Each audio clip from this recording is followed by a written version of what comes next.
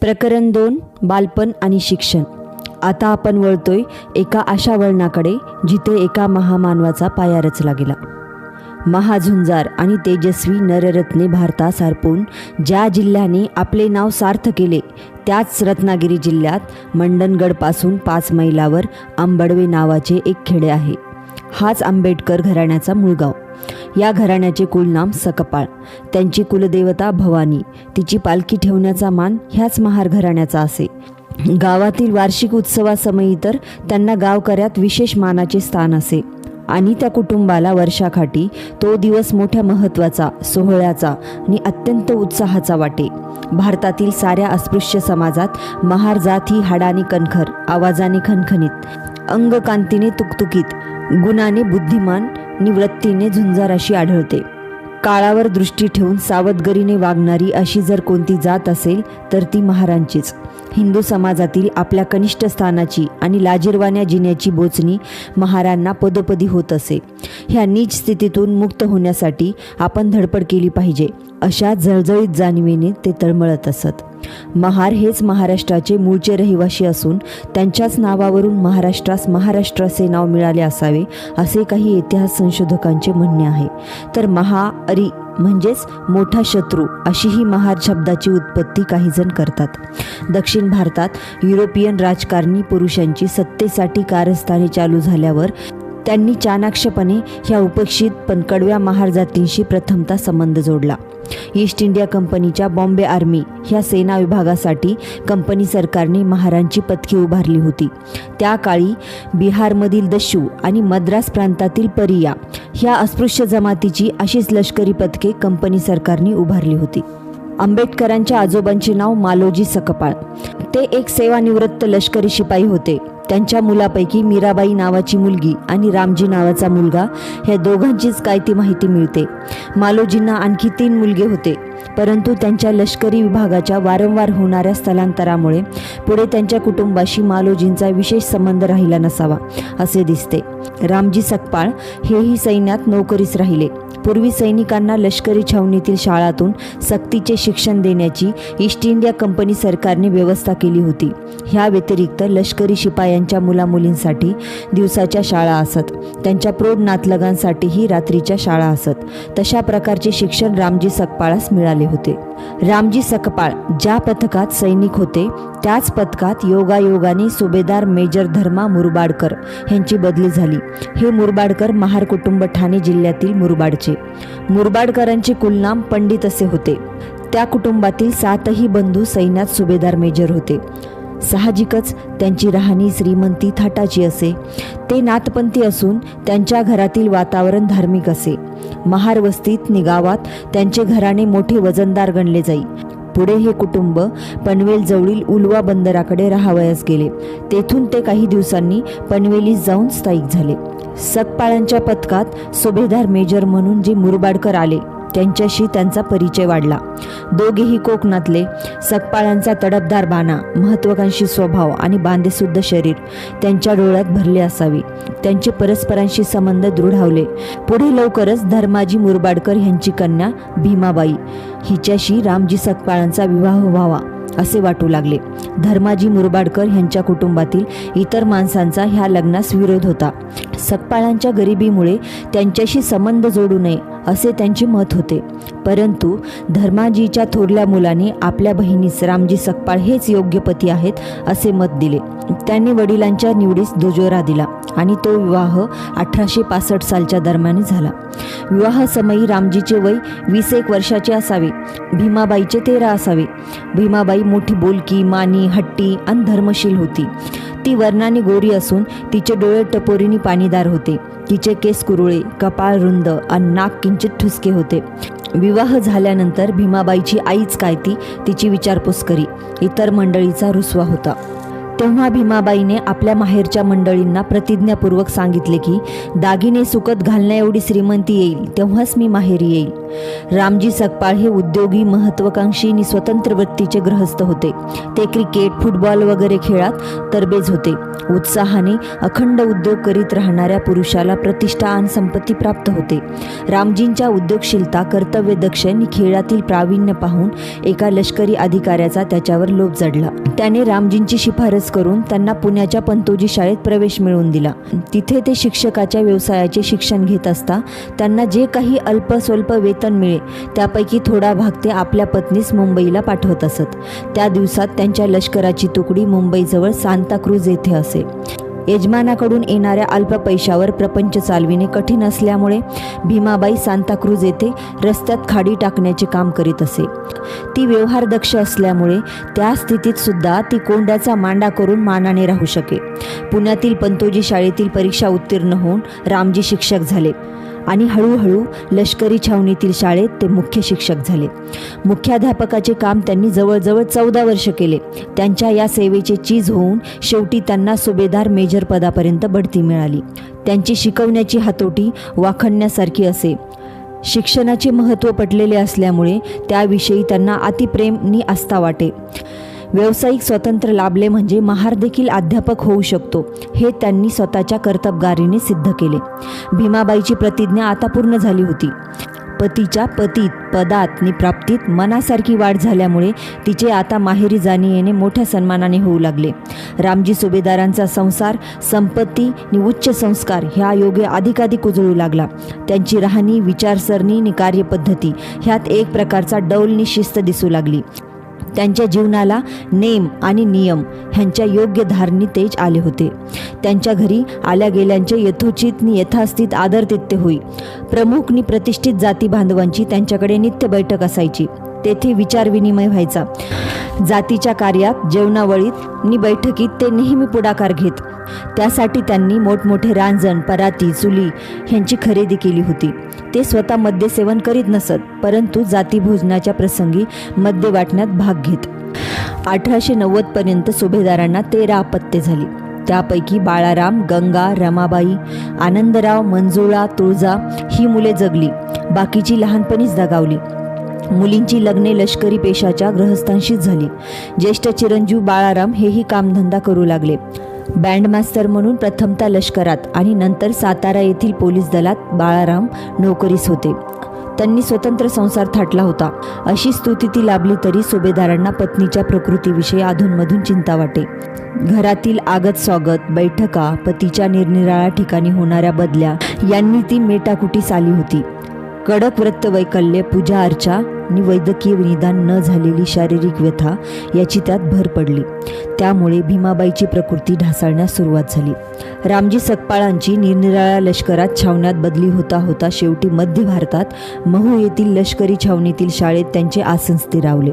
येथील वास्तव्यात एक मोठी संस्मरणीय अशी घटना घडली. बैरागी बनलेल्या रामजीच्या एका चुलत्याचा अनेक वर्ष ठाव ठिकाणा नव्हता. योगायोगाने तो बैराग्याच्या एका जथ्यामधून महू येथे आला. तो बराच वृद्ध झालेला होता. त्याला रामजीच्या घरातील एका बाईने रस्त्यात पाहिले. ती बाई नदीवर धुणे घेऊन चालली होती. ती मागे परतली. तिने सुभेदारास बातमी दिली. ती ऐकताच सुभेदार धावतच त्या बैराग्याकडे गेले.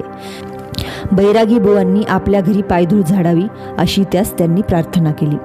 सख्या सोयऱ्यांच्या मोहपाशात पुन्हा पडणे प्रशस्त नव्हे असे सर्वसंग परित्याग केलेल्या त्या साधू पुरुषाने सुभेदारास सांगितले. त्यांनी घरी येण्यास नाकारले. तथापि त्यांनी स्वयंस्फूर्तीने आपल्या कर्तृत्वाने इतिहासावर निरंतर ठसा उमटवून आपल्या घराण्याचे नाव अजरामर करील असा पुत्र तुझ्या पोटी जन्माला येईल असा सुभेदारास आशीर्वाद दिला. ह्या शुभ आशीर्वादावर सुभेदार पती पत्नी त्यांची श्रद्धा बसली. उभयता मुळात धर्मशील नि उपास तापास करणारी, आपणास कुलदीपक पुत्र प्राप्त व्हावा म्हणून दान, व्रते, उपासना, आराधना आणि धार्मिक कृत्ये ह्याकडे त्यांचे उत्कटतेने लक्ष गुंतू लागले. तो विद्यावंत, करारी, कुलवंत, महाभाग देवाची आर्तभावाने करुणा भाकू लागला. अस्पृश्यतेचा कलंक घालवण्यासाठी धाव घे. माझ्या अपंग, अज्ञ नि विपन्न अवस्थेत पिचत पडलेल्या बांधवांना तारण्यासाठी देवा तू अवतार घे असाच त्यांचा धावा होता. महात्मा ज्योतिराव फुले यांचा मोठा अभिमानी अनस्नेही नि रानड्यांशी परिचय असलेला पुरुष देवाजवळ दुसरे काय मागणार. तपाअंती तो त्या संत पुरुषाचा वर फलद्रूप झाला. देवाने जणू दार उघडले. अनेक युगानंतर हे असे दार उघडले. 1891च्या 14 एप्रिलला महू येथे तपोनिष्ठ भीमाबाईंना पुत्र झाले. त्यांच्या त्या 14व्या रत्नाचे नाव सुभेदारांनी भीम असे ठेवले. पूर्वी भारतात पुत्रप्राप्तीसाठी खडतर वृत्ते करणाऱ्या काही सदाचारी धर्मशील माता होऊन गेल्या. आधुनिक भारतातही काही मातांनी पुत्रप्राप्तीसाठी खडतर तप केल्याचे दाखले आहेत. एकीला सूर्योपासनेनंतर पुत्ररत्न झाले. त्यांचे नाव बाळ गंगाधर टिळक. दुसरीला पुत्र झाला तो स्वामी विवेकानंद ह्या नावाने जगप्रसिद्ध झाला. परंतु रामजी सकपाळांच्या पुत्राच्या घडणीत नियतीचा देखील बराच हात असला पाहिजे. कारण स्वकीयांना नि स्वधर्मीयांना पशीहूनही निकृष्ट अवस्थेत पोहोचविणाऱ्या हिंदू समाजास शासन करण्यास्तव तिने हे 14वे रत्न दाखवले. त्या साधू पुरुषाच्या आशीर्वादाने असे 14वे रत्न जन्माला घालून नियतीने तो वर सुफलित तर केलाच, पण त्याबरोबरच एक अपूर्ण चमत्कारही घडवला. रामजी सकपाळांच्या नूतन पुत्राचे पाळण्यातील नाव जरी भीम होते तरी घरी त्याला भिवा म्हणत आणि पुढील आयुष्यात विश्वविद्यालयीन शिक्षण संपेपर्यंत भिवराव असेच नाव राहून गेले. भीम 2.5-3 वर्षाच्या असतानाच त्यांचे वडील सेवानिवृत्त झाले.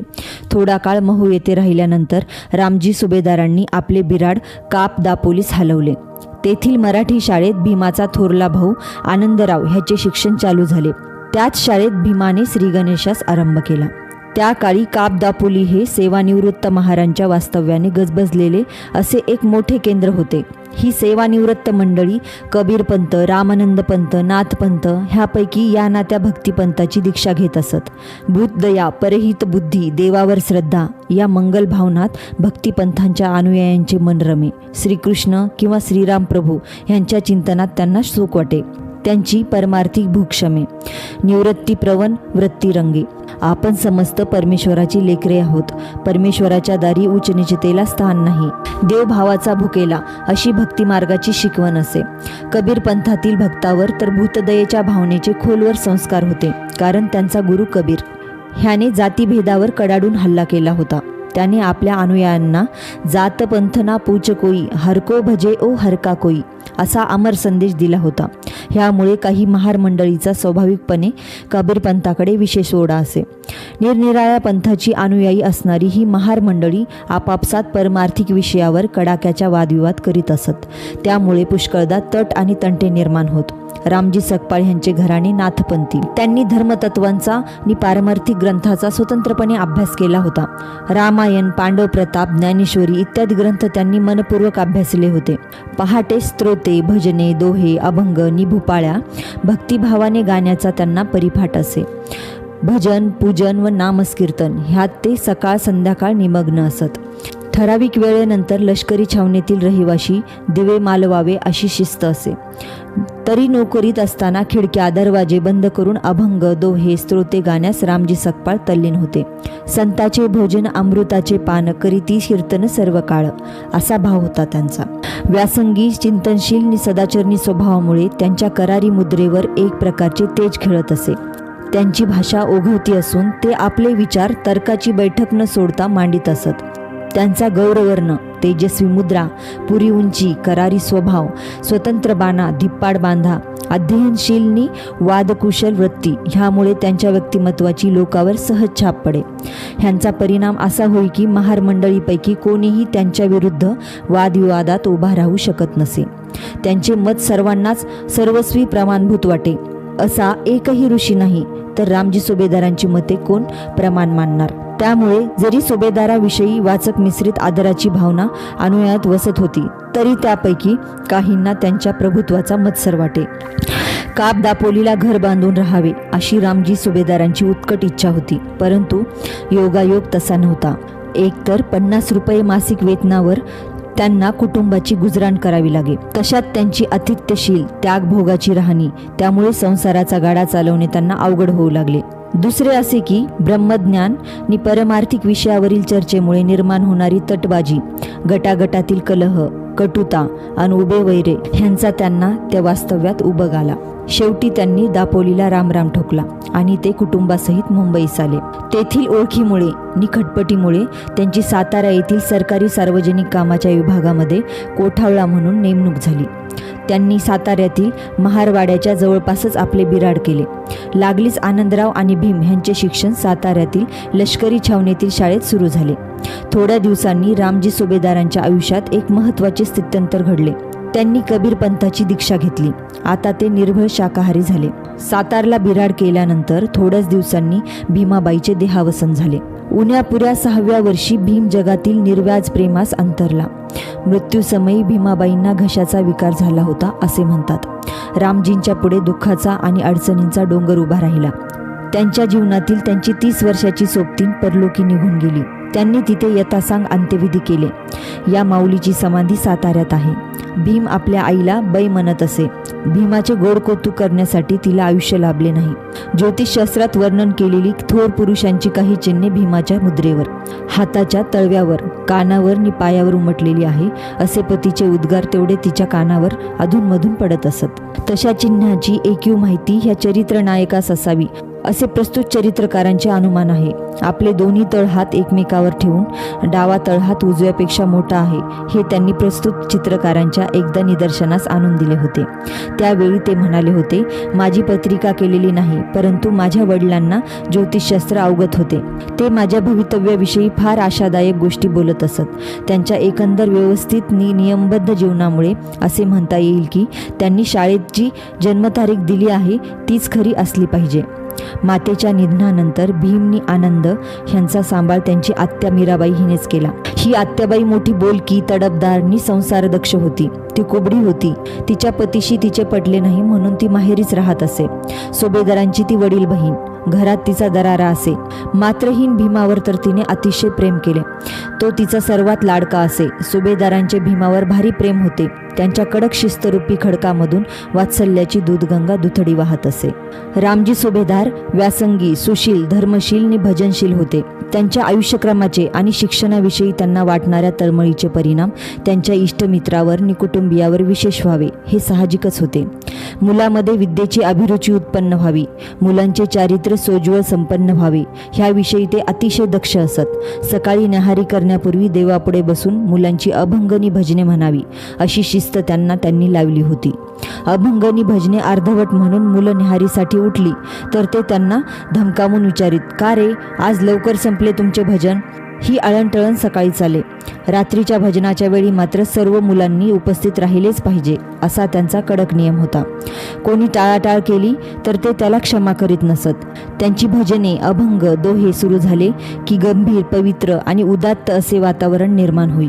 अभंगामागून अभंग, स्रोतामागून स्रोत, भजनामागून भजन. भक्तिभावाने म्हणत म्हणत रामजी भक्तिभावात रंगून जाऊन भगवंताला आळवीत. मुले गोड गळ्याने त्यांना साथ देत. या गोष्टीची आठवण पुढील आयुष्यात होताच बाबासाहेब आंबेडकर सद्गतीत अंतर्करणाने म्हणत. त्यावेळी धर्म व धार्मिक शिक्षण मनुष्याच्या जीवनात अत्यंत आवश्यक आहे असे मला सुद्धा वाटत असे. भारतातील प्रत्येक पिढीतील थोर पुरुषांच्या जीवनाला रामायण आणि महाभारत ह्या महाकाव्यांनी अक्षय स्फूर्ती आणि तेज दिले आहे. त्यांना उदात्त वळण लावण्यास ही महाकाव्ये कारणीभूत झाली आहेत. रामजी सकपाळ या रामायण महाभारत महाकाव्यातील कथा मुलांना वाचवून दाखवीत, रंगवून सांगत. मोरपंत, मुक्तेश्वर ह्या पंडित कवींच्या आणि नामदेव तुकाराम ह्या संत कवींच्या काव्यांचे आणि अभंगाचे पाठांतर ते मुलाकडून करून घेत असत. संत वाङ्मयाचे वाचन, पठण आणि विवेचन केल्यामुळे मुलांच्या संस्कारक्षम बालमनावर उत्तम ठसा उमटला. अभंगादी उत्तम वाङ्मय जिभेवर नित्य रुळल्यामुळे त्यांच्या भाषेला आणि परिणामी विचाराला हितकारक असे वळण लागले. आपली थोरली बहीण पांडव प्रताप रामायण ह्यातील अनेक विषयावर विवेचन आणि निरूपण करू शके असे बाबासाहेब अभिमानाने सांगत असत. बाबासाहेब आंबेडकरांच्या पुढील आयुष्यातील मराठी पाक्षिकाच्या आणि साप्ताहिकांच्या संपादकीय कर्तृत्वाचा पाया हा असा बालवयातच घातला गेला होता. रामजी सुभेदारांना स्वतःच्या कुटुंबाच्या अभ्युदयाची तशीच आपल्या अस्पृश्य समाजाच्या उन्नतीची तळमळ लागून राहिली होती. नोकरीत असल्यापासून जेवढे जनहित करता येईल तेवढे करावे असा त्यांचा बाणा होता. अर्थात परिस्थितीप्रमाणे अस्पृश्य कार्यकर्त्याकडून जे जनहित व्हायचे ते म्हणजे मर्यादित समाजहितच असायचे. तशा कार्यास वा विचारास चालना देता येईल तेवढी प्रत्यक्ष व पत्राद्वारे ते देत असत. रामजी सुभेदार महात्मा ज्योतिराव फुलेंचे मित्र होते. ज्योतिरावांनी ब्राह्मणेतरांच्या आणि अस्पृश्यांच्या शिक्षणासाठी नि सामाजिक समतेसाठी जे बंड उभारले त्याचा त्यांच्या मनावर विशेष परिणाम झाला होता. अन्यायाच्या विरुद्ध उभे राहण्याचे रामजीच्या अंगी धैर्य होते. महार जातीस लष्करात घेऊ नये अशी किशनेरप्रणीत सरकारी घोषणा झाली. सुभेदारांनी त्या अन्यायाची दाद लावून घेण्यासाठी मोठी खटपटणी धडपड केली. त्यांनी जनहितपरायण माधवराव रानडे यांची भेट घेऊन एक निवेदन तयार करून घेतले आणि ते सरकारला सादर केले. त्या निवेदनाची एक प्रत पुढे आपल्याला सापडली. अशी हकीकत रानडे जन्मशताब्दीच्या वेळी केलेल्या भाषणात डॉक्टर बाबासाहेब आंबेडकरांनी स्वतः सांगितलं.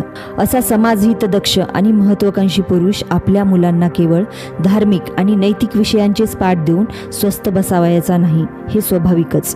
मुलांच्या दैनंदिन उन्नतीकडे रामजी सुभेदार स्वतः लक्ष देत असत. भीमाचे प्राथमिक शिक्षण पूर्ण होऊन त्यांच्या इंग्रजी शिक्षणास आता प्रारंभ झाला. अभ्यासाची त्याला अद्याप गोडी लागली नव्हती. शाळेत कानावरून जाईल तेवढे ज्ञान, तेवढाच अभ्यास, तेच शिक्षण. बुद्धीने तसा तो तरतरीत होता, बांध्याने बळकट होता. त्यांचे केस कुरळे असून ती गोरटेली मूर्ती गोंडच दिसे. वडिलांच्या अलोट मायेमुळे भीम लाडावलेला होता. त्याच्या अवखळपणामुळे झालेल्या तक्रारीपायी त्याला मार बसण्याचा प्रसंग कधीमधी ओढवे. तथापि आत्याच्या पाठीमागे भीम जाऊन दडला की मार खाण्याचा प्रसंग बहुधा टळे. भीमाचे बालपण एका घरगुती घटनेमुळे विशेष बैचेन झाले होते. पत्नीच्या मृत्यूनंतर दुसरे लग्न न करता आपली मुले सावत्रपणाच्या छळापासून दूर ठेवावी असे रामजींनी ठरवले होते.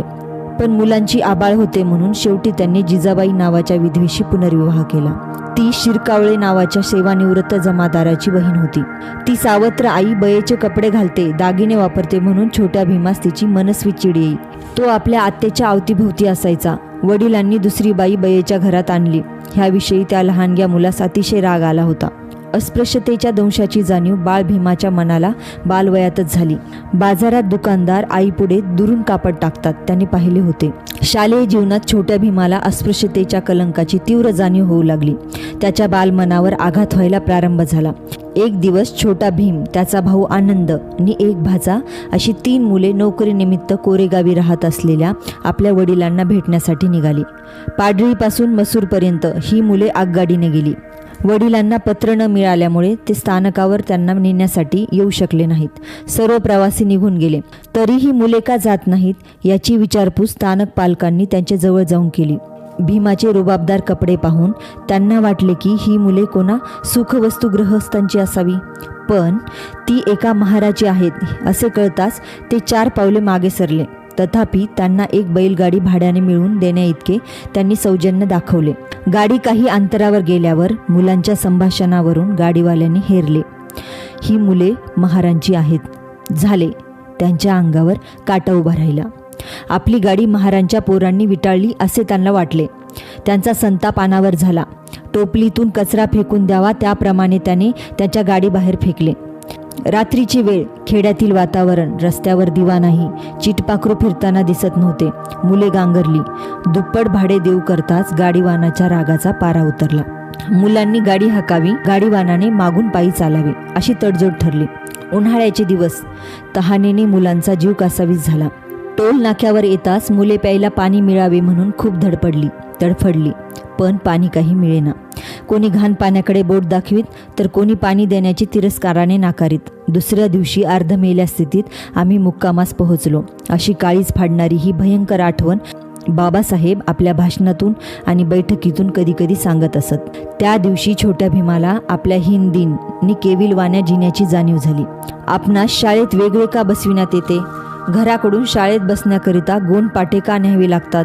काही शिक्षक आपल्या पुस्तकांना आणि वह्यांना का हात लावत नाहीत? विटाळाच्या भीतीने प्रश्नसुद्धा विचारावयाचे ते कसे टाळतात? ह्या गोष्टीचा भीमाला आता उलगडा झाला. आई बाजारात दुकानाच्या बाहेर उभी राहून लांबूनच कपडा का निवडी ह्याचे इंगित त्याला आता समजले. पाणी प्यायचे झाले तर भीमाने हाताची ओंजळी करून तोंड वर करायचे आणि कोणीतरी वरून पाणी त्याच्या तोंडात ओतावे असा भीमाचा अनुभव असे. एकदा स्पृश्य हिंदूच्या पानवठ्यावर पाणी पिताना भीम सापडला. तेव्हा त्याला काळा निळा होईपर्यंत स्पृश्य हिंदूंनी गुरासारखा बदलला. रेडे भादरणाऱ्या न्यावालाही त्याच्या डोईचा विटाळ वाटे, म्हणूनच त्यांची बहीण ओट्यावर बसून त्यांची डोई करी. ते दिवस गोल भोवरा आणि लांब शेंडी राखण्याचे असत. ह्या साऱ्या विटंबनेचे मूळ आपणास लोक अस्पृश्य लेखतात ह्यात आहे, हे बाल भीमाला हळूहळू उमजवू लागले. अस्पृश्यतेच्या कलंकाचा तो निर्घृण असा परिपाक आहे याची भीमाच्या बालमनाला जाणीव होऊ लागली. ज्या धर्मात राहून आपली अशी विटंबना होते त्या धर्माबद्दल साहजिकच त्याला तिरस्कार वाटू लागला. रोपट्याच्या सालीवर कोरलेली अक्षरे झाडाच्या वयाबरोबर वाढत जातात. भीमाच्या मनातील रुजलेली तिरस्काराची ही भावना तशीच दिवसेंदिवस वाढत गेली. असे होते भीमाचे लहानपणीचे कटू अनुभव. पावलोपावली जेथे तेथे समाजाकडून अवहेलनेचे आणि विटंबनेचे दाहक चटके भीमाला बसू लागले. स्पृश्य हिंदूच्या ह्या माणुसकी शून्य वागण्यामुळे अस्पृश्य मानल्या जाणाऱ्या समाजाला शतकानुशतके जो मनस्ताप हाल अपेष्टा सहन कराव्या लागल्या होत्या त्याचेच हे एक भयंकर उदाहरण होते. छोटा भीम इंग्रजीत दुसरीत गेला. शाळेत त्याची प्रगती यथातथाच होती. वृत्तीने मात्र तो स्वतंत्र, निर्भीड, धाडसी, हूडनी जिद्दखोर होता. स्वारी हट्टास पेटली म्हणजे मागे म्हणून हटत नसे. थोरपणीही बाबासाहेब म्हणत, माझा स्वभाव पहिल्यापासूनच अति जिद्दी व हट्टी आहे हे माझ्या सवंगड्यांना ठाऊक होते. एखादी गोष्ट करू नको असे म्हटल्यास मी ती हटकून करणार हे त्यांना माहीत होते. एकदा मुसळधार पाऊस पडत होता. एक शाळासोबती भीमाला म्हणाला, बघ रे बुवा, पाऊस पडतोय खूप, पावसात तू जाऊ नकोस, कसा उगाच चिंब भिजशील. झाले. त्या दिवशी भीमा जिद्दीस पेटला. त्याने आपली वेलबुट्टीची टोपी काढली, दप्तर गुंडाळले आणि आपला भाऊ आनंद ह्याला ते शाळेत घेऊन जावयास सांगितले. बंधूने समजविण्याचा प्रयत्न केला पण व्यर्थ. अंगात सदरा आणि कमरेस धोतर हा त्यावेळच्या शाळेत जायचा पोशाख. तो तसाच ठेवून भीमाची स्वारी मोठ्या विजेत्याच्या एटीत ओलीचिंब होऊन शाळेत हजर झाली. त्यावेळी पेंडसे नावाचे एक ब्राह्मण गृहस्थ भीमाचे वर्ग शिक्षक होते. त्यांचे भीमावर अतिशय प्रेम होते. पावसातून भिजत आलास, छत्री का आणली नाहीस असे त्यांनी विचारताच भीमाने मोठ्या साळसूदपणे उत्तर दिले की छत्री एकच होती, ती भाऊ घेऊन गेला. पेंडशांनी आपल्या मुलासंगे त्याला स्वतःच्या घरी पाठविले आणि भीमाला आंघोळीस गरम पाणी देऊन त्याला एक कोरडी लंगोटी द्यावयास सांगितले. भीमाने स्नान केले आणि लंगोटी नेसून वर्गाबाहेर शीळ घालीत ऐटीत फिरू लागला. वर्गात येऊन बस, तुला लाज कसली वाटते, ही सर्व मुलेच आहेत असे पेंडसे गुरुजींनी म्हणताच भीमाचा विरस झाला. त्याला रडू कोसळले आणि तो आपला तसाच रडत रडत लाजून मान खाली घालून वर्गात जाऊन बसला. त्यावेळेपासून भीमाने स्वभावातील जिद्द काढून टाकण्याचे ठरवले.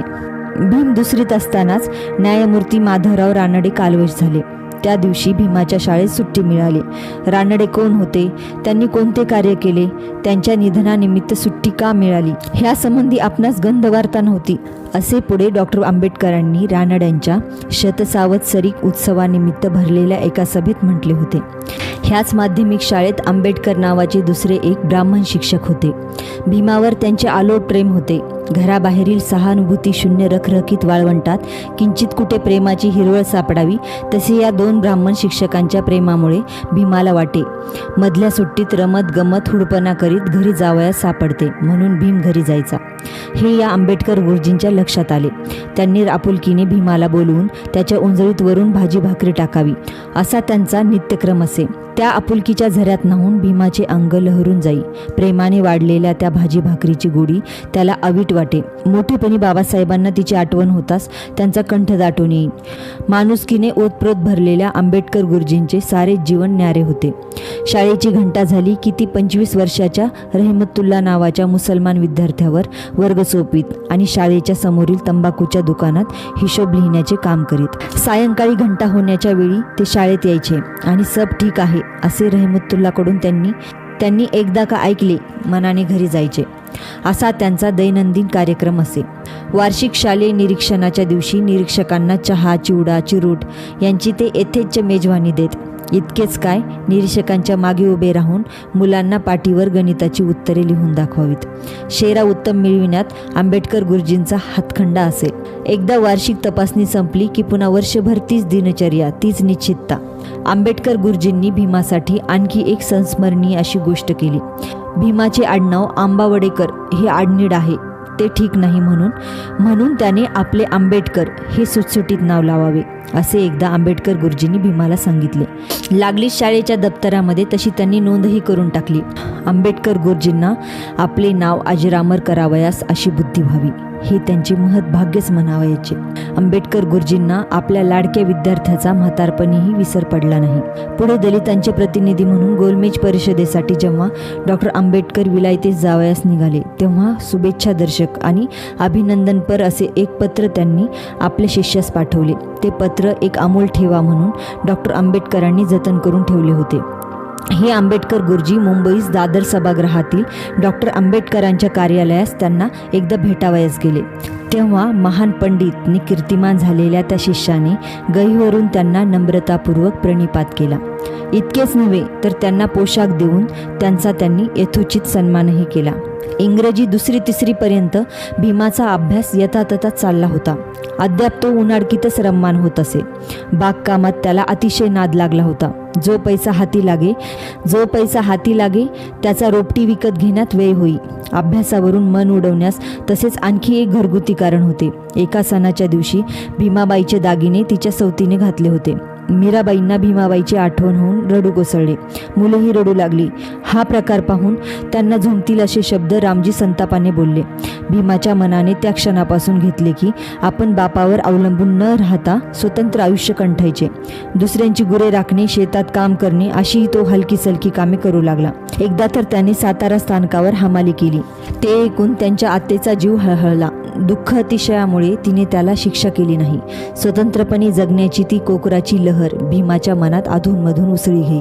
सातारकडचे इतर मुलगे मुंबईत जाऊन गिरणीत नोकरी करतात, त्याप्रमाणे आपणही मुंबईत जाऊन गिरणीत नोकरी करावी, स्वावलंबी व्हावे असे भीमाला वाटे.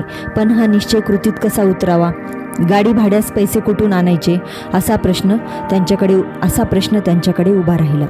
त्याला एक युक्ती सुचली. आतेच्या कमरेला असणारी पैशाची पिशवी लांबवून आपला कार्यभार उरकायचा असा त्याचा बेत रचला. त्यावेळी छोटा भीम आतेच्या कुशीतच झोपायचा.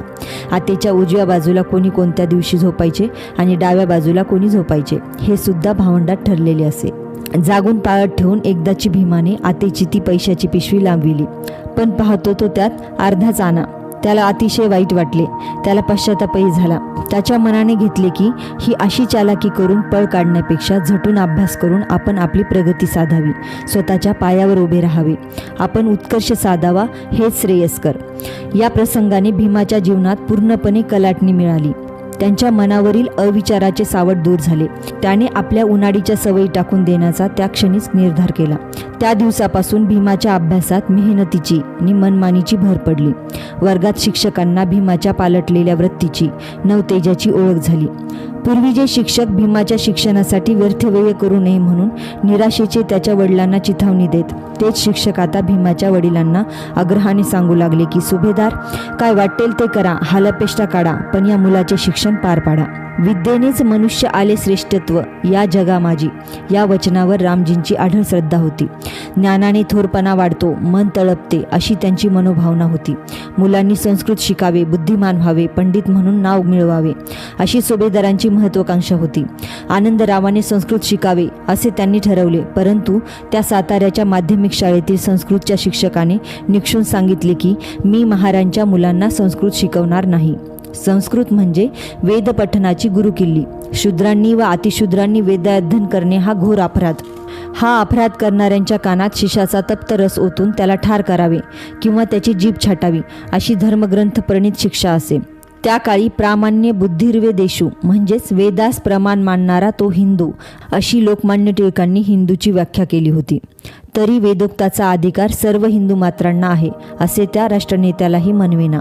मग पोकळ शब्दाची घोकपट्टी केलेल्या त्या अंध परंपराभिमानी शास्त्रीबुवाच्या मनोवृत्तीला दूषण देणे योग्य नाही. आनंदरावाने निरुपाय म्हणून पार्शियन भाषा घेतली. आपल्यावरही तोच प्रसंग गुजरणार हे भीम समजून चुकला. सातारा माध्यमिक शाळेत 4थ्या इयत्तेत गेल्यावर भीमापुढे तो प्रश्न उद्भवला. तेच संकट उभे राहिले. संस्कृत शिक्षकामधला धर्ममार्तंड जागा झाला. त्याने हिंदू भीमास संस्कृतपासून तोडून टाकले. अशा धर्मशिरोमणींनी परकीय आक्रमणांच्या इतक्या निष्ठुरतेने तोंड दिले असते तर स्वतःच्या मायभूमीत ते दास्यात गायीसारखे गयाळ होऊन पडले नसते. असे म्हणतात ते काही वावगे नाही. पुढील वर्षी भीम मुंबईस गेला. तेव्हाही त्याला तसाच कडवट अनुभव आला. त्यापूर्वी नामवंत मुकुंदराव जयकरांची नि संस्कृत भाषेची काही काळ अशी ताटातूट एका शास्त्रीबुवांनी केली होती. भीमाची आता अभ्यासात बरीच प्रगती झाली होती. हार्वर्डची इंग्रजी पुस्तके नि तरखडकरांच्या भाषांतर पाठमाला यांच्या सहाय्याने भीमाचा इंग्रजी विषय वडिलांनी चांगला घोटून घेतला होता. ही पुस्तके भीमाचे मुखोद्गत केली होती. प्रतिशब्द कसा योजावा याविषयी वडिलांनी भीमाला भरपूर ज्ञान दिले होते. माझ्या इंग्रजीतल्या वक्तृत्वाचे नि ग्रंथकर्तृत्वाचे श्रेय माझ्या वडिलांकडे जाते, असे बाबासाहेब आंबेडकर कृतज्ञतेचे उद्गार काढीत. त्यांचा मूळ इतिहास हा असा होता. मुलांना गणित विषय नीट समजविण्यासाठी एका पुस्तक वजा अभ्यास वहीत त्यांनी गोखले अंकगणितातली समग्र उदाहरणे सोडून ठेवली होती. बाबासाहेब पुढे स्वतःच्या कष्टाने संस्कृत भाषा शिकले. त्या भाषेत पारंगत व्हावे अशी त्यांची इच्छा प्रबळ होती. संस्कृत भाषेवर त्यांचे अमर्याद प्रेम होते. त्यांना संस्कृत वाङ्मयापुढे पार्शियन भाषा अगदी फिकी वाटे. संस्कृत भाषेत काव्यमीमांसा आणि अलंकारशास्त्र आहे, नाटके आहेत, रामायण महाभारतासारखी महाकाव्य आहेत, तत्वज्ञान आहे, तर्कशास्त्र आहे, गणित आहे. आधुनिक विद्येच्या दृष्टीने पाहता संस्कृत वाङ्मयात सर्व काही आहे. अशी स्थिती पार्शियन भाषेची नाही. मला संस्कृत भाषेचा अभिमान असल्यामुळे ती चांगली अवगत व्हावी ह्याविषयी माझ्या अंतःकरणात तळमळ आहे. तो सुदीन कधी उगवेल तो खरा, असे उद्गार अनेक वेळा पुढील आयुष्यात त्यांच्या तोंडून निघत. सुभेदारांच्या साताऱ्यातील नोकरीचा काळ संपला. त्यांनी आपले बिराड मुंबईस आणले. परळ विभागातील डबक चाळीत ते राहू लागले. भीम प्रथम काही दिवस मराठा माध्यमिक शाळेमध्ये जाऊ लागला. सुभेदारांना तो आपल्या जीवनातील एकमेव आशा वाटे. तो त्यांच्या आशेचा आसरा आणि अभिमानाचा तारा होता. भीमाच्या परीक्षेतील साध्या यशाने त्यांच्या मनाला समाधान लागत नसे. रात्रंदिवस त्यांना त्यांच्या उत्कर्षाची तळमळ लागून राहिली होती. त्या तळमळीचा अर्थ भीमाला मुळीच उमगत नसे. भीम म्हणे, मी दरवर्षी परीक्षा बिनधोकपणे उत्तीर्ण होतो, मग माझ्या मागे अभ्यासाचा लकडा वडिलांनी का लावावा? ह्या सर्व कळकळीचा परिणाम भीमाच्या जीवनावर अप्रत्यक्षपणे घडून येत होता. त्यांच्या ठायी अभ्यासक्रमाबाहेरील वाचनाची आवड उत्पन्न झाली. पुस्तकांचा त्यास हव्यासा लागला. त्यासाठी तो हट्ट धरू लागला. महत्त्वाचा ग्रंथ त्यांनी पाहिला की तो त्याला संग्रही ठेवावा असे वाटे. अभ्यासाकडे दुर्लक्ष करून मुलाने अवांतर पुस्तके वाचणे रामजींना मुळीच पसंत नसे. तरीसुद्धा असा हट्ट मुलाने धरला की खिशात पैसे असोत वा नसोत ते तत्काळ काखोटीस मुंडासे मारून पुस्तक आणण्यासाठी निघत. तडक कांतेकरांकडे दिलेल्या आपल्या मुलीकडे जायचे. तिच्याकडून उसने पैसे घ्यायचे. तिच्या जवळचे पैसे नसले तर तिला दिलेल्या दागिन्यापैकी एक दागिना उसना आणायचे. तो एका ठराविक मारवाड्याकडे गहाण ठेवायचे. पैसे मिळताच मुलास पाहिजे असलेले पुस्तक विकत घेऊन घरी यायचे. मासिक सेवानिवृत्ती वेतन हाती पडताच दागिना सोडून न चुकता परत मुलीस करायचा, असा त्यांचा परिपाठ असे. असा प्रेमळ पिता फारच थोड्यांना लाभत असेल असे माझे मन मला ग्वाही देते. माझ्या अल्लड स्वभावामुळे मला त्यावेळी त्यांच्या प्रेमळपणाची किंमत कळली नाही, अशी पुढील आयुष्यात बाबासाहेब आठवण करून गहिवरतात. वडिलांची ती भव्य उदार देवासमान मूर्ती डोळ्यासमोर येताच ते स्पंदून स्पंदून का रडत हे त्यावरून चांगले समजते. वडिलांनी ग्रंथ आणून दिला की तो वाचता वाचता उशाला ठेवून भीमा झोपायचा. भीमाला तशी सवय जडली होती. शेंडीचे चपचपीत चोपडलेले तेल लावून अशा चांगल्या पुस्तकांची दुर्दशा झालेली असे. तथापि स्वतः पुस्तकाचा संग्रह करावा या आवडीमुळे अमुक पुस्तकात अमक्या ठिकाणी एखादी महत्त्वाची बाब आहे ही गोष्ट कोठेही टाचणे वगैरे न लिहिता असतानाही ताबडतोब भीम आठवू शके. भूतपूर्व आणि विद्यमान राजकारणी, विद्वान पुरुष आणि विद्वान राजकारणपटू यांच्या जीवनावरून असा निष्कर्ष काढता येतो की त्यांच्या नेतृत्वाचा आणि कीर्तीचा पाया विद्यार्थी दशेतच अफाट वाचन, गाढ मनन, ऐतिहासिक दृष्टिकोन ह्यावरच उभारलेला असतो. रानडे, टिळक, सावरकर यांची ठळक उदाहरणे महाराष्ट्रात माहीत आहेत, परंतु त्यात थोडा फरक आहे. या तीन थोर पुरुषांच्या सामाजिक परिस्थितीत नि परंपरेत आणि भीमाच्या परिस्थितीत नि परंपरेत मोठा ठसठसीत अंतर आहे. विद्येच्या सागरात नि परंपरेत पाय ठेवूनच वर उल्लेखलेले हे तीन थोर पुरुष जन्मास आले. तर जन्माने कनिष्ठातील कनिष्ठ दर्जा प्राप्त झालेल्या भीमाने शिक्षण घेणे ही गोष्ट भयंकर पातक करण्यासारखी होती. ते प्राप्त करून घेण्याची इच्छा स्वप्नात सुद्धा करणे त्यास शक्य नव्हते.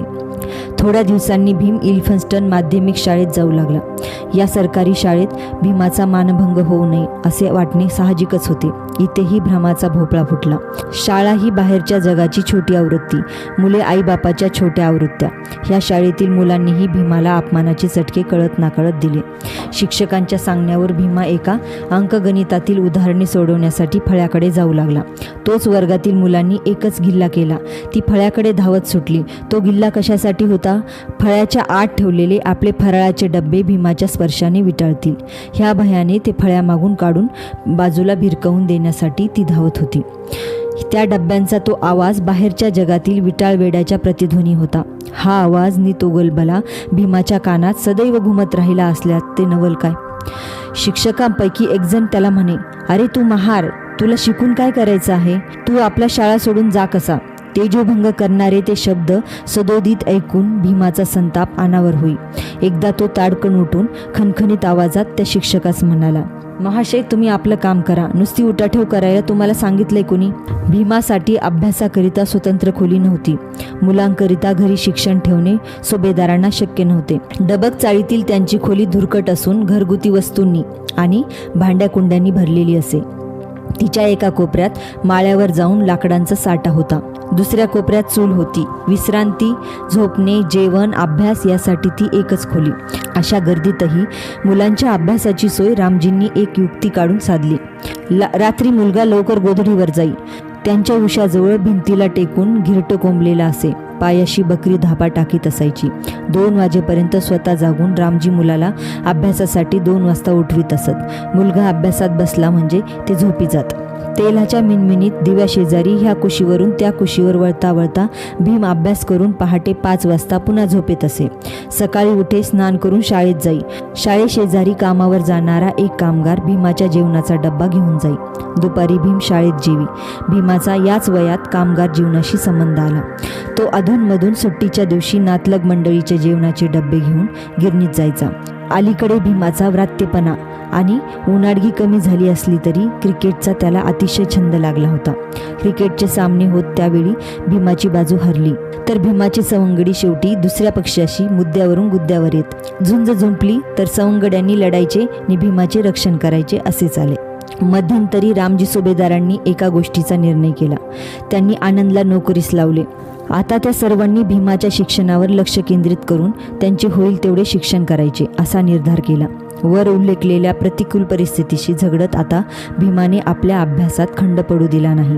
तो प्रतिवर्षी परीक्षा उत्तीर्ण होत असे. वडिलांच्या उत्तेजनामुळे आणि काही उदार मनस्कांच्या सहानुभूतीमुळे आपला अभ्यास नेटाने करून भीम मॅट्रिकची परीक्षा 1907 साली उत्तीर्ण झाला. त्यांच्या वडिलांचा आनंद गगनात मावेना. मुलांच्या यशाचा एक टप्पा गाठला हे पाहून त्यांची धन्यता वाढली. भीमरावांनी 750 पैकी 282 गुण मिळविले. अवांतर वाचन जे घडलेले असतात किंवा विद्यार्थी दशेतच चळवळीचे जे गुंतलेले असतात त्या विद्यार्थ्यांची परीक्षेतील यशाची श्रेणी बहुधा मध्यम प्रतीचीच असते.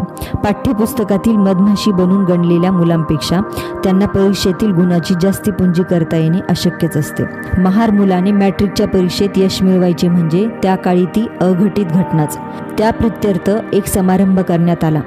त्या समारंभाचे अध्यक्षपद महाराष्ट्रातील एक नामांकित कर्ते समाजसुधारक सीताराम केशव बोले यांना देण्यात आले. त्या सभेस मुंबईतील दुसरे एक विख्यात विचारवंत, प्रसिद्ध शिक्षक आणि निष्ठावंत समाजसुधारक गुरुवर्य कृष्णाजी अर्जुन केळुस्कर हेही उपस्थित होते.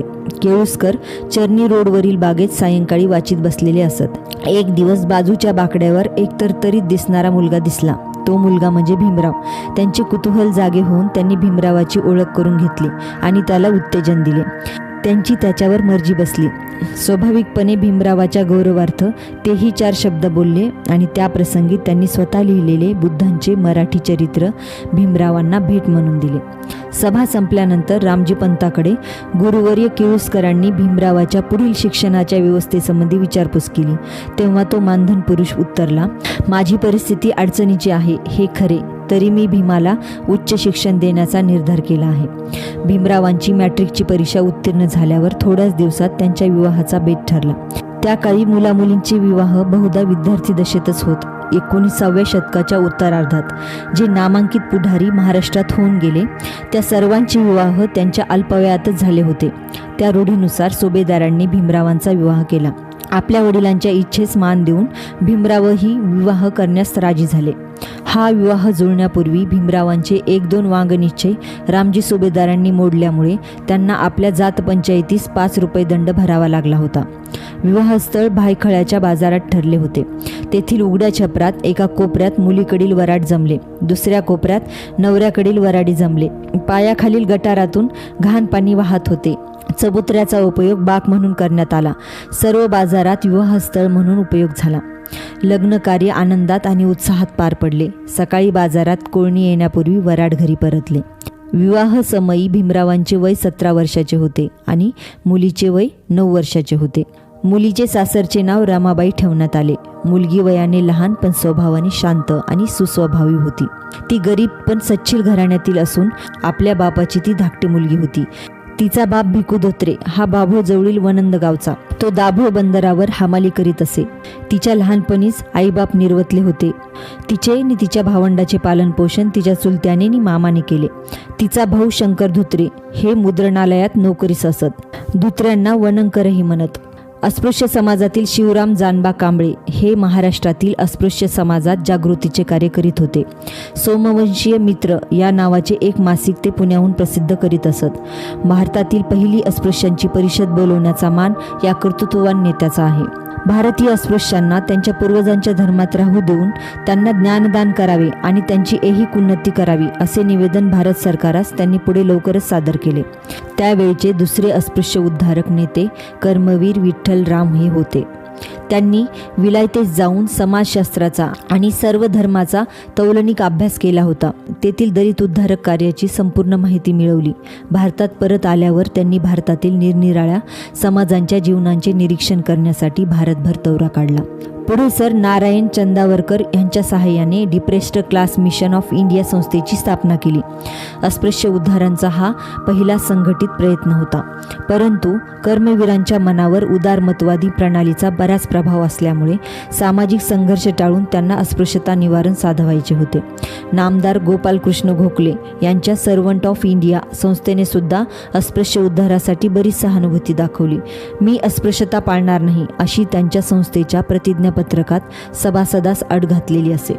भीमरावांच्या महाविद्यालयीन शिक्षणाच्या वेळच्या सामाजिक परिस्थितीचे हे चित्रण आहे. भीमराव मुंबईतील एल्फन्स्टन महाविद्यालयामध्ये शिक्षण घेत होते. अस्पृश्य गणलेल्या माणसाला हा एक नवीन प्रकारचा अनुभव, नवीन जीवन आणि असंभाव्य अशी एक संधी होती असेच म्हटले तरी चालेल. आजारीपणामुळे भीमरावांचे 1 वर्ष वाया गेले. भीमरावांची हंटर आर्ट्सची परीक्षा उत्तीर्ण होईपर्यंत रामजी सुभेदारांनी मुलाच्या शिक्षणाचा भार कसाबसा सोसला. त्यांना हा शिक्षणाचा वय झेपत नाही असे पाहून गुरुवर्य केळुस्कर यांनी सर नारायण चंदावरकर यांच्या मध्यस्थीने बडोदा नरेशांची त्यांच्या मुंबईतील निवासस्थानी भेट घेतली. अस्पृश्यांना उत्तेजनार्थ आपण सहाय्य देऊ अशी जी घोषणा मुंबई नगरभवनातील सभेत बडोदा नरेशांनी केली होती तिची आठवण देऊन गुरुवर्य केळुस्करांनी भीमरावांना त्यांच्यासमोर उभे केले. बोले तैसा चाले या वचनाचे महाराज एक चालते बोलते प्रतीकच होते. महाराजांनी विचारलेल्या प्रश्नाची उत्तरे भीमरावांनी समाधानकारक दिली. त्याला आपल्या सरकारची मासिक 25 रुपयाची शिष्यवृत्ती देण्याचे मान्य केले. या बाबतीत शिवराम जानबा कांबळे यांचेही त्यांच्याशी बोलणे झाले होते असे एका ठिकाणी कांबळे यांनी नमूद करून ठेवले होते. अशा प्रकारे बुद्धांचे चरित्र भीमरावांना भेट म्हणून देऊन केळुस्करांनी भीमरावास समाजातील उच्च नीचतेविरुद्ध उठण्यास नकळत आवाहन केले. आवश्यक अशी त्यांची मनोभूमिका तयार केली. त्यांनी भीमरावांच्या ज्ञान संपादनाच्या मार्गावर आपल्या सहानुभूतीचा प्रकाश टाकला. स्वतःच्या बुद्धिवैभवात भर टाकण्याची त्यांना एक अमोल संधी मिळवून दिली. ही एक गुरुवर्यांच्या आयुष्यातील मोठी अविस्मरणीय अशी कामगिरी होय. चांगली कृत्ये यज्ञापरी असे म्हणतात तेच खरे. भीमरावांच्या महाविद्यालयात प्राचार्य कॉव्हर्टन, प्राध्यापक मुल्लर, प्राध्यापक अँडरसन असे नामांकित अध्यापक होते. पण त्यांची शिकवण्याची पद्धत भीमरावाच्या मनाची पकड घेऊ शकली नाही. प्राध्यापक मुल्लरांचे तर भीमरावावर गाढ प्रेम होते. ते भीमरावास आपले सदरे देत, पुस्तके देत, तरी पण भीमरावांच्या अंतःकरणात नवचैतन्य कोणी ओतू शकलं नाही. महाविद्यालयात असताना भीमराव तेथेही पिण्याचे पाणी मिळत नसे. या आजूबाजूच्या वातावरणामुळे ते कष्टी होत असत. दलितांची दयनीय अवस्था पाहून आणि त्यांच्या केविलवाण्या किंकाळ्या ऐकून त्यांचे मन अस्वस्थ होत असे. जावे त्यांच्या वंशात तेव्हा कळे हे संत वचन किती यथार्थ आहे. भीमरावांनी जरी परीक्षेत यश मिळवण्याच्या दृष्टीने अभ्यास चालविला होता तरी अवांतर वाचन हाच त्यांच्या आयुष्यातील खरा आनंद होता, ब्रह्मानंद होता. त्या विद्यालयातील जीवनात योग्य असे मार्गदर्शन लाभले नसतानाही त्यांचे वाचन एक विशिष्ट ध्येयाने प्रेरित होऊन चालू असे. पुढील आयुष्यातील जीवन संग्रामासाठी जी जी बुद्धीला आणि मनाला संपन्न आणि सामर्थ्यवान करणारी साधने ती संपादन करण्यास त्यांनी जणू आरंभ केला होता. याच वेळी पोयबावडी येथील इम्प्रूव्हमेंट चाळ नंबर 1 मध्ये रामजी सुभेदारांनी बिराड चालवली. या चाळी सरकारने बांधवायचे ठरविले. तेव्हा रामजी सुभेदारांनी त्या काळच्या मुंबईच्या राज्यपालांची भेट घेतली होती आणि अस्पृश्य वर्गासाठीही त्या चाळी खुल्या ठेवाव्यात असा त्यांच्याकडे अर्ज सादर केला होता. त्याची फलश्रुती म्हणजे अस्पृश्यांना स्पृश्यांसंगे त्या चाळीत राहावयास जागा मिळाल्या ही होय. चाळ नंबर 1 मधील दुसऱ्या मजल्यावरील समोरासमोरील 50 आणि 51 क्रमांकाच्या खोल्यात आंबेडकर राहत असत. खोली क्रमांक 50 मध्ये भीमराव अभ्यास करीत उठण्या बसण्यासाठी तीच खोली होती.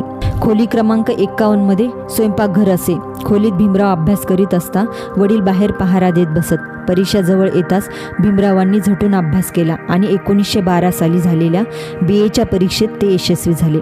पण योगायोग असा की भीमराव आंबेडकरांनी पुढे स्थापन केलेल्या सिद्धार्थ महाविद्यालयाचे पहिले प्राचार्यपद भूषविणारे बा गजेंद्र गडकर हे याच परीक्षेत पहिले आले होते. भारतातील राजकीय असंतोषाचे त्यावेळी पराकाष्ठेचे उग्र धारण रूप केले होते.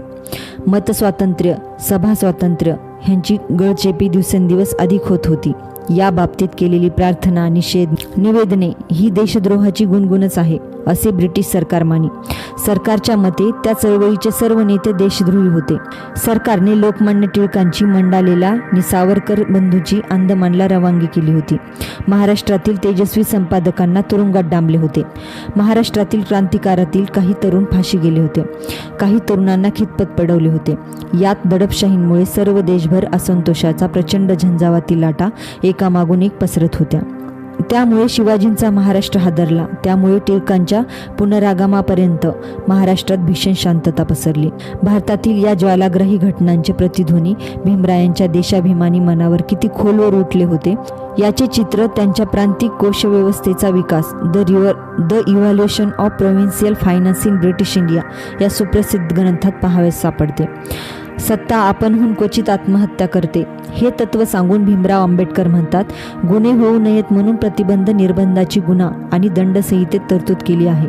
त्यावर संतुष्ट न राहता कार्यकारिणीने पृथ्वीच्या पाठीवर कुठल्याही देशात झाले नसतील असे काळे निर्बंध करून हिंदी निर्बंध संदेश कळीमा लावला आहे. नोकरशाही ही सनातनी दडपशाही वृत्तीची बेजबाबदार असून ती सर्व महसूल, शिक्षण आणि उद्योगधंदे यावर खर्च न करता नोकरशाहीवर उधळत आहे.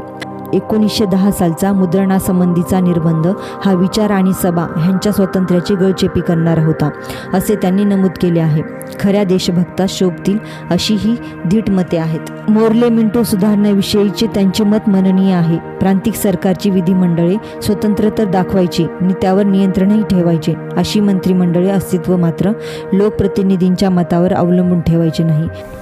राज्यपालांची कार्यकारी मंडळे भारतीयांच्या प्रगतीच्या दृष्टीने काही कार्य करू शकली नाहीत, कारण त्यांचे ध्येय आणि धोरण यांचा रोख हा देशाची सुधारणा करण्याकडे नव्हता. त्यांची ध्येय आणि धोरणे हिंदी समाजाच्या गरजा, दुःखे आणि आकांक्षा यांनी प्रेरित झालेली नव्हती.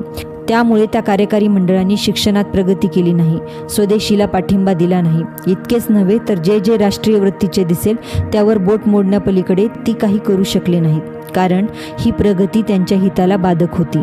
हे ती मंडळे जाणून होती असा भीमराव आंबेडकरांचा साडेतोड अभिप्राय होता. पदवीधर झाल्यावर बडोदे संस्थानात भीमरावांनी वडिलांच्या इच्छेविरुद्ध नोकरी धरली. बडोदे सरकारच्या सैन्यात भीमरावांची लेफ्टनंट म्हणून नेमणूक झाली. भीमरावांनी मुंबईत राहावे, काही झाले तरी बडोद्याला राहू नये अशी रामजी सुभेदारांची मनीषा होती. बडोद्यातील वातावरण मुलास मानवणार नाही असे त्यांना मनातून वाटत असावे, म्हणून परोपरीने भीमरावांचे मन वळविण्याचा त्यांनी प्रयत्न केला. पण भीमरावांनी आपला हट्ट सोडला नाही. इकडे पाहावे तर ब्रिटिश हिंदुस्थानातील सरकारी सचिवालये सुद्धा वरिष्ठ समाजातील पुराणमतवादी सुशिक्षितांनी बुजबुजलेली. परंतु योगायोग असा की भीमराव बडोद्यात जाऊन 8-15 दिवस नाही झाले तोच वडील अत्यवस्थ आहेत अशी भीमरावांना अचानक तार मिळाली. भीमरावांनी तडक गाडी पकडली. वाटेत सुरत स्थानकावर वडिलांसाठी सुरतेची मिठाई घेण्यासाठी ते उतरले, परंतु त्या गडबडीत आगगाडी मुंबईस निघून गेली. दुसरी गाडी मिळावयास दुसरा दिवस उगवावा लागला. भीमराव दुपारी फार उशिरा मुंबईस पोहोचले.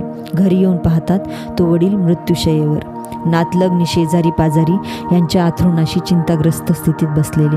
ते दृश्य पाहताच त्यांच्या मनात चर झाले. मृत्यूशय्येवर पडलेल्या त्या धर्मपुरुषाने भीमरावास पाहण्यासाठी कंठीप्राण धरला होता. मुलाच्या वाटेवर डोळे लावून तो मानधन पुरुष पडला होता. डोळ्यात प्राण घुटमळत राहिले होते. मुलगा आल्याचे वृत्त कानावर पडताच त्यांचे डोळे उघडले. लाडक्या मुलाच्या अंगावरून प्रेमाने आपला थरथरता हात फिरवला. आपल्या जीवनातील आशेच्या एकमेव निधानाला त्यांनी नीट डोळे भरून पाहिले. थोड्या क्षणात त्यांचे डोळे मिटले. त्यांचे हातपाय गाठले. त्यांचे शरीर थंड पडत चालले. रामजींची ह्या लोकीची यात्रा संपली. भीमराव धाय कोलमडून रडू लागले. त्यांच्या आक्रोशापुढे दुसऱ्या कोणाचीही शोक ऐकू येईना. रामजी सकपाळ शेवटपर्यंत उद्योगशील, महत्त्वाकांक्षी, स्वाभिमानी जीवन जगले. ते वयाने वृद्ध, मनाने गरीब, परंतु चारित्र्याने गुणाढ्य होते. स्वतःला कल्पना नसेल एवढा स्वजातीस, स्वदेशास नि मानवजातीस भूषणभूत असा ठेव त्यांनी पाठीमागे ठेवला. जीवनातील संकटे निमोह त्यांना तोंड देण्यास लागणारा कणखरपणा, मनोनिग्रह आणि चिकाटी हे गुण मुलांच्या अंगी त्यांनी बनविले. मुलाच्या समकालीनात क्वचित दिसून येणाऱ्या दिव्य धर्मकीर्तीने त्याचे जीवन तेजाळून त्या मानधन पुरुषाने ह्या जगाचा शेवटचा निरोप घेतला. तर आज आपण पाहिले की परिस्थिती माणसाला घडवत नाही, तर माणूस जिद्दीने परिस्थितीला बदलू शकतो. पुढच्या भागात आपण पाहणार आहोत की बाबासाहेबांनी उच्च शिक्षणासाठी परदेशात जाऊन कशी खडतर तपश्चर्या केली.